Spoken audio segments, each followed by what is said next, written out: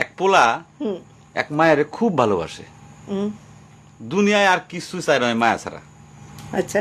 কিন্তু মায়া পোলাডারে পছন্দ করে না। ওহো।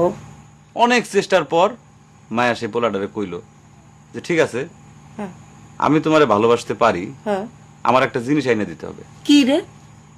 পোলাটা তখন কইল যে তোমারে পাওয়ার লিগা আমি দুনিয়ার যে কোনো জায়গা থেকে যে কোনো জিনিস আইনা দিতে পারি। হ্যাঁ হ্যাঁ।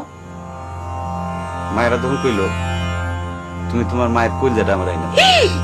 কি শুনোই না, কি গল্প শোনালি দিদু? পোলা তখন দৌড়াইতে দৌড়াইতে তার মায়ের কাছে গেল।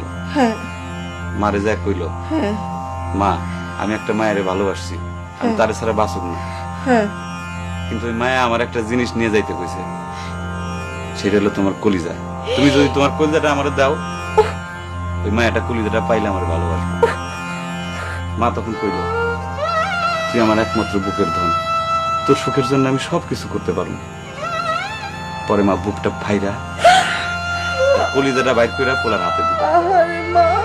পোলাটা কলিজাটা হাতে পাইয়া যে কি খুশি, মা দৌড়াইতেছে দৌড়াইতেছে দৌড়াইতেছে, দৌড়াইতে দৌড়াইতে হঠাৎ রাস্তার মধ্যে উষ্টা খাইয়া পড়ে গেছে। হাতের কলিজাটা হাতের থেকে ছুঁইটা রাস্তার মধ্যে পড়ছে। তখন মায়ের কলিজাটা কইতাছে, ব্যথা পাইছো বাজান? মা,